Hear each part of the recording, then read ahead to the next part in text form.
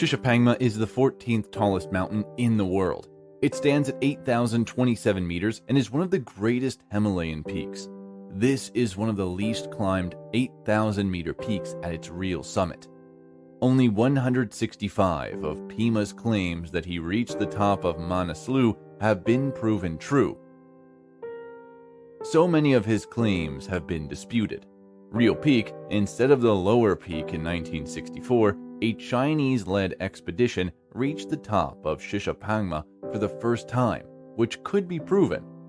They reached the top on May 2, making it the last of the world's 14 8,000-meter peaks to be climbed. To do this, you must cross a dangerously thin ridge that can take up to an hour to get across. Since it is the only 8,000-meter Himalayan peak that is entirely in China, and because of the country's ongoing political unrest, foreign mountaineers were not allowed to climb it. This had less to do with the mountain's technical difficulty and more with its location. Tibet as well. If you want to learn more, watch my video on NPA law, where I discuss the subject in more depth. Shishapangma isn't as steep as the other 8,000-meter Himalayas and peaks, but its slopes aren't too steep either. This makes it known as one of the easier 8,000-meter mountains on Earth. Avalanches are scary, large-scale disasters that often hit the slopes of mountains.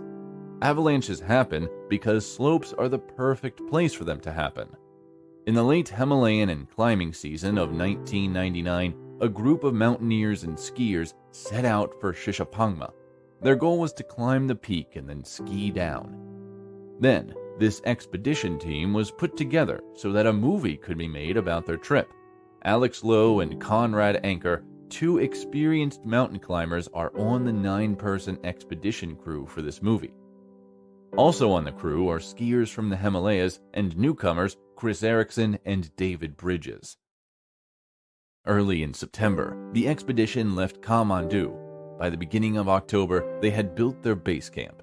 After taking a break at base camp for a while, the group started getting used to the altitude by going to the mountain slopes to plan their climbing route and check out the ski runs they were going to use.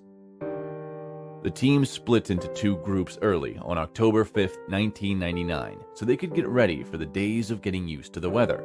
Alex Lowe, Conrad Anker, and Dave Bridges, the most experienced mountaineers on the expedition, would be breaking the trail to the summit and exploring their planned route. At the same time, the skiers scouted and planned their descent route. They moved from base camp to the snow line to get a better look.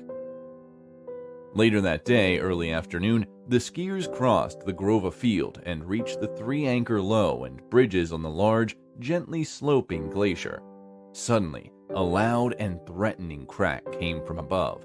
It was an avalanche. A group of skiers below them and a group of climbers on the glacier found the avalanche quickly. It was a small slide caused by a small corner that broke off from an upper ridge. As they watched the avalanche for a few seconds, the people on the glacier seemed to be deciding if they needed to run away or if the small slide would stop before it got to them. Lowe, Bridges, and Anchor tried to get out of the way of the bigger and bigger avalanche. Still, they couldn't because the avalanche kept moving downhill and started to cascade over multiple cliff bands, which quickly made the avalanche indication stronger. As the avalanche roared down the slope after catching the 3 people on the glacier, it also caught the group of skiers checking out the route. As soon as it stopped snowing, the skiers caught at the end of the slide, climbed out of the rubble, and ran to a higher spot to look for the other 3.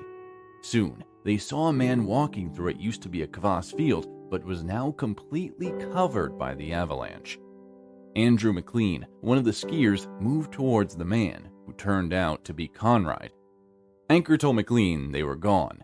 David and Alex are now gone, since none of the 3 people on the glacier had avalanche locator beacons. The rest of the team spent the rest of the afternoon looking for Alex Lowe and David Bridges in the debris field. They had to keep looking until dawn because they had run out of light, but by then, they were losing hope because it was likely that neither man had made it through the night. Still, a search party was put together to find the missing men, and they began looking through the avalanche's debris for signs of them. But after more than a week of looking for the men's body in the debris field, the search was called off. The survivors of the expedition team, devastated, decided not to make a film or climb the mountain as planned.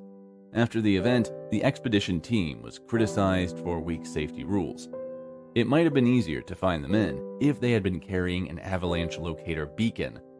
The expedition team members responded to this criticism by saying that the three men were on a glacier with a very gentle slope and seemed to be in very little danger of being buried by an avalanche, both of which the three highly skilled mountaineers were likely aware of.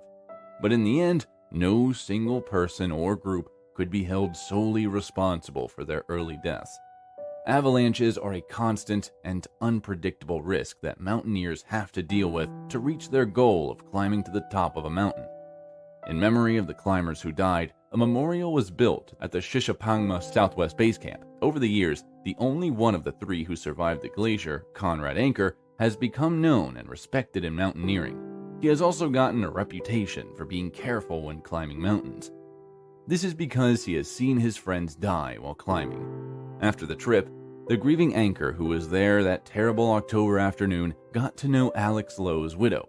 Anker became Lowe's father after he and Lowe got married. After Lowe had 3 kids, his wife and Conrad Anker set up the Alex Lowe Charitable Foundation in his name. If you enjoyed this video, don't forget to subscribe.